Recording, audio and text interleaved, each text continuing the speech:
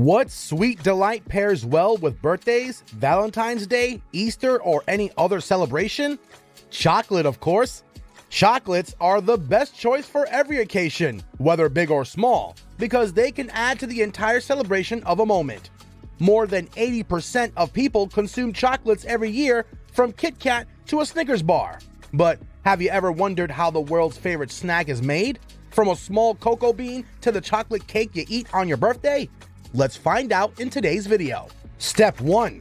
Cultivation of cacao trees. Most of the cocoa beans that arrive in manufacturing companies come from West Africa, which grows 70% of the world's crop. So, where do these beans come from? The first step in chocolate making is cocoa cultivation.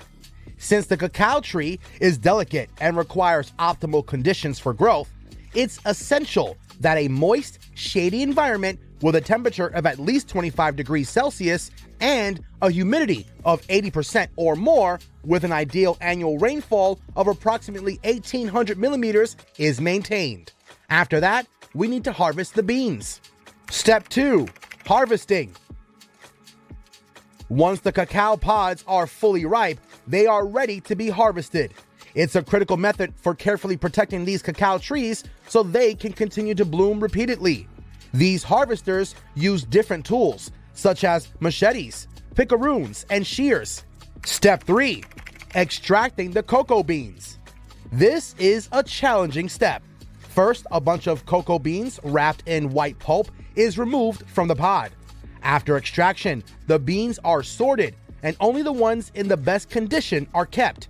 A machete or club can be used to smash open the pod to separate the cocoa beans from the flower shaft. One pod can yield up to 20 to 40 cocoa beans. Now it's time to bring some simple chemical reactions into the mix. Step 4. Fermentation. The extracted cocoa beans are spread directly on the ground or naturally fermented in a wooden box. Fermentation is a critical stage for that unique chocolate aroma. The beans are covered with banana leaves in a two-step process, causing ethanol fermentation. After that, the beans are stirred, which results in acetic acid fermentation. The presence and absence of oxygen play a massive role in how aromatic the beans will be. Step 5. Drying the cocoa beans. Now we must reduce the water level in the beans to less than 7% so they'll be thoroughly dried. This step is crucial because it stops the fermentation process and allows it to be shipped and stored without re-fermentation risk. The traditional drying technique is fresh air and sunlight, so the beans are spread on a wooden deck for maximum exposure. Once dried, the beans are ready to be shipped. Step 6. Bagging and shipping the cocoa beans. The beans are checked for foreign matter or impurities because they are packed. Once packaged safely, they'll be shipped to their respective locations. Now we're even closer to making the edible chocolates that we all love to eat. Step 7. Cleaning. Although the harvesters initially clean the beans manually, they still have to undergo a thorough screening and filtering process to make them even cleaner for use. They undergo a cleaning process in which debris, stones, and twigs are removed. A conveyor belt moves the cocoa beans through a cleaning system. Once properly cleaned, they'll be heated in a micronized revolving drum that heats the cocoa beans to loosen their hard shells. The next stop is the packing station, where the clean beans are packed in bags, each containing 1 ton of cocoa beans. Step 8. Quality inspection. Before entering the chocolate manufacturing process, a quality inspection is carried out to ensure the quality conformity of the cocoa beans. For this purpose, a team of sensory analysts with specialized knowledge will perform a taste analysis to confirm that the beans are of premium quality. Step 9. Crushing. The crushing process involves rupturing the shells of the cocoa beans. The beans are passed through a shell-removing machine known as a winnower for this part. Once inside the winnower, they are crushed by successive rakes that drag the beans across screens. This efficiently pulls off large pieces of the shell. After that, a vacuum is used to suck away the remaining smaller pieces stuck to the bean. This complete removal of the shell exposes the inside of the cocoa bean, also known as the nib. Once the nibs have been obtained, it's time for an essential procedure that is pivotal to the taste and aroma of the chocolate. Step 10. Roasting. Roasting is undoubtedly a key process necessary in bringing out the taste of chocolate.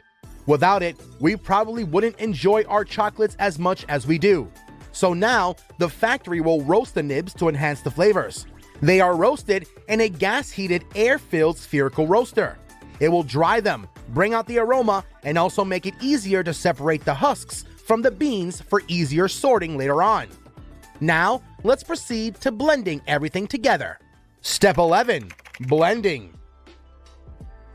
The beans of similar origin are mixed together to create a unique aroma.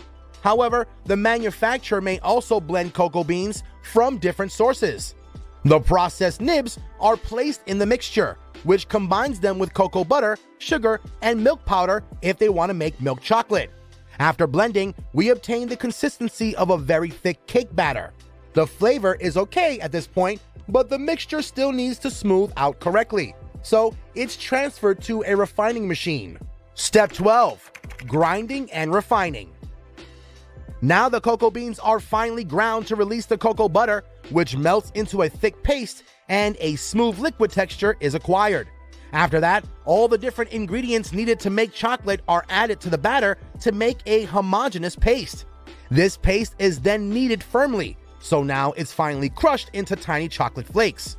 However, more refinement is needed, so the chocolate flakes are passed between a set of 5 rollers that reduce the particle size until the chocolate leaves the refiner in the form of finely crushed dry powder. Of course, this is still not the chocolate we need, so it'll have to be reliquefied. Step 13. Conching. Now, the final step in producing liquid chocolate is a process known as conching. To put it simply, conching is a process in which a surface scraping mixer and agitator, known as a conch, evenly distributes cocoa butter within chocolate. It may also act as a polisher of the particles, so it's necessary to carry out this step carefully. So the first part is dry conching. This is done to warm the product with frictional heat, so liquefaction is promoted through the substance. After that, it's time to perform liquid conching to promote homogenization of the whole product. Another benefit of conching is the finishing touch it provides in aroma brewing. It also helps to reduce the volatile acidity and water content to less than 1%. At this stage, adding more cocoa butter is also customary to reduce the viscosity to the exact thickness the manufacturer needs. For example, if they're making chocolate chips, they'll only add a small amount of it, but if something like a thin chocolate coating, they might add more. So a delicate balance is maintained to ensure the final product is satisfactory.